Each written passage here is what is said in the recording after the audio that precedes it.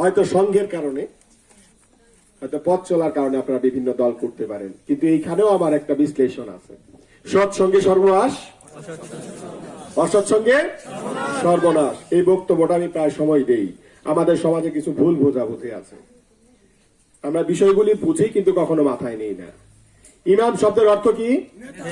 জোরে বলেন। নেতা। মসজিদে গিয়া যদি ইমাম সাহেবকে বলেন, নেতাজি আমি একটা সমস্যায় আছি, আমাকে সমাধান করে দেন, একটু ফুটিয়ে দেন, ইমাম সাহেব শুনবে? আপনার দিকে একটু কটাক্ষ করে তাকাবে বা একটু ঘাটতারা করে তাকাবে কি তাকাবে না? কিছু না হলেও মনক্ষুণ্ণ হবে কি হবে না? আবার যদি এলাকার কোন নেতার অফিসে যান, গিয়ে যদি বলেন ইমাম সাহেব আমি একটা সমস্যায় পড়ে আসছি, উনি কি আপনার কথা শুনবে? একটু ঘাড় তেরা করে জিজ্ঞেস করবে, এটা কার সওয়াল রে, আমার সাথে কি উপহাস করতে আসছে নাকি? বলবে কি বলবে না? কিন্তু শব্দের মধ্যে কোনো পার্থক্য আছে? ইমাম শব্দের অর্থ নেতা। এখন ওই যে ইমাম সাহেবের পেছনে আপনি নামাজে দাঁড়াইছেন, ইক্তাদাইতুল বিল ইমাম, এখন নামাজ আপনি দাঁড়াইছেন, ইমাম সাহেব নিয়ত করছে, আপনি কি করবেন?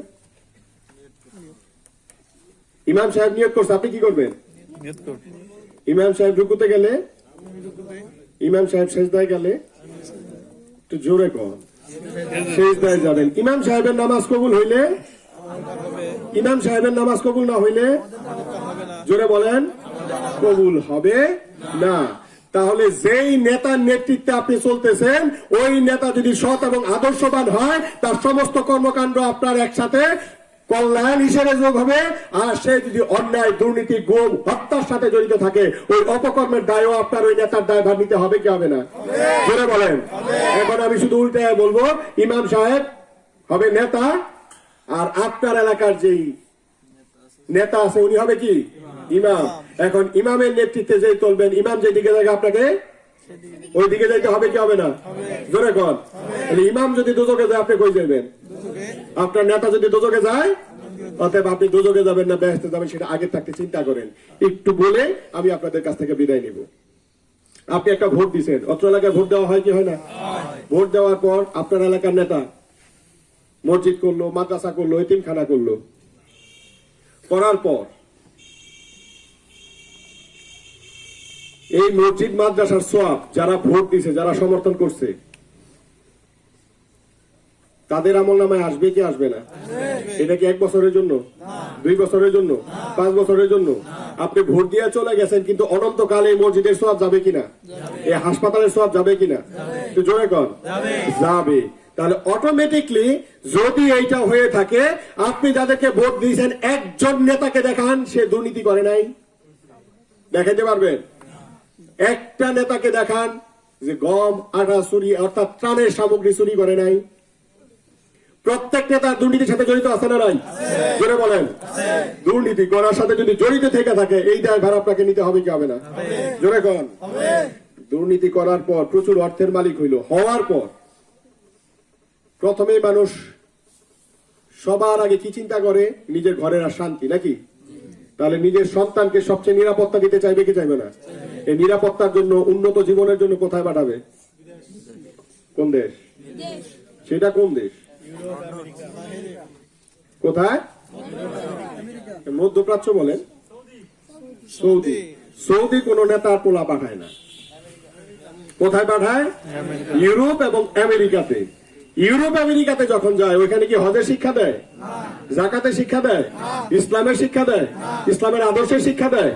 টাকা ছিল দুর্নীতির। প্রথম সূত্রপাত হয়েছে, আপনার টাকা আত্মসাৎ করছে না করে নাই? এমন একটা নেতা দেখাতে পারবেন না সমাজে সে দুর্নীতি করে নাই। এমন একটা নেতা দেখাতে পারবেন না সমাজে সে অপকর্মের সাথে জড়িত নাই। তাহলে সেই অপকর্মের দায়ভার আপনার জীবনে আসবে কি আসবে না? এখন তার সন্তান ইউরোপে গেলে আর দেশে ফিরবে? ওইখানে বিয়ে শাদী করবে কি করবে না? ওইখানে শাহ সন্তান হবে কি হবে না? ওই শাহ সন্তান কি মুসলমান? জোরে বলেন। সে 5 ওয়াক্ত নামাজ পড়বে, সে হাজি হবে, সে হাদিস পড়বে, সে রহমত ধরবে, সে জিকির করবে, সে আমাদের কালচারে বড় হবে, সে ইসলামের কালচার বুঝবে। কোন কালচার বুঝবে? ইউরোপের কালচার খ্রিস্টানের কালচার, ইহুদির কালচার। ওই ইহুদির কালচার কি আপনার আমার কালচারের সাথে মিশবে? ওই কালচারের যুগের পর যুগ তার বংশ যতদিন থাকবে ততদিন পর্যন্ত আপনার কবরে আযাব হইতে থাকবে। কারণ তাকে আপনি সমর্থন করেছিলেন, তার কারণে সে দুর্নীতি করে তার সন্তানদেরকে বিদেশে প্রেরণ করে, যতদিন পর্যন্ত তার সন্তান ওই অপকর্মের সাথে জড়িত থাকবে আর আপনার ওই কবরে ততদিন আযাব পড়তে থাকবে। সে আযাব যারা ভোগ করতে চান তারা ওই দিকে ধাবিত হন, কারণ ওই নেতার দায়িত্ব আপনাকেই নিতে হবে, কারণ ওই নেতার সাথে পরের কালে আপনারাও তুলতে হবে। কারণ আল্লাহর কাছে এখন এই যে আমার কথা ভিডিও করতেছেন, একটু পরে যদি আমাকে জিজ্ঞেস করা হয় আমি অস্বীকার করতে পারবো? জোরে বলেন, পারবো? তাহলে আল্লাহর কাছে এই ভিডিওর আছে না নাই? আমি মনে মনে যা কল্পনা করি ওটা আছে না নাই? যদি পরকালে যে হাসর নাসরের কথা বলা হয়, মুহূর্তের মধ্যে আপনার শুধু আমল নামা আপনার সাথে তুলে ধরা হয়, আপনি মনে মনে কি কি চিন্তা করছেন? আসবে কি আসবে না? চোখের পলকে কি চিন্তা করছেন? আসবে কি আসবে না? এটা যদি তুলে ধরা হয়, আরেকজনের দিকে তাকানোর কোন দরকার আছে? নিজের আমল নামাই আমাকে দুজকের দিকে ধাবিত করবে। অতএব আপনার ওই নেতার কর্মকাণ্ড আপনার সামনে উঠে আসবে কি আসবে না? কারণ সঙ্গটা কার ছিল? আপনার ওই নেতার সাথে দল করছি, সালাম দিছি, মিছিল করছি, মিটিং করছি, দল নিয়ে ব্যস্ত ছিলাম কি ছিলাম না? আপনি ওই দল করে মারা গেছেন, কয়দিন আপনাকে স্মরণ করবে? করবে? কিন্তু আমি আপনাদেরকে লিখিত দেই, আমরা জাকের পার্টি করি, জাকের পার্টির নেতৃবৃন্দ নয়, তামাম জাহানের ভেতরে প্রত্যেকটা দেশে আমাদের জাকের ভাই যারা আছে, রহমতের সময় উঠে রহমত ধরে জিকির আজগার করে, এবং প্রত্যেকটা জাকের ভাইয়ের জন্য দোয়া হয় কি হয় না? যারা বলেন হয় কি হয় না? এই যে আজকে আমরা এখানে বসছি, কাউকে নিয়ে গীবত করতে, ক্ষমতায় যাওয়ার জন্য, অর্থ লুট করার জন্য? নিশ্চয়ই না। এই যারা এই ধরনের কর্মের সাথে জড়িত তাদের জন্য আল্লাহ পাক কি লিখে রাখছে সেটা আপনারাই জানেন। আমরা রহমতের ছায়ার নিচে থাকতে চাই,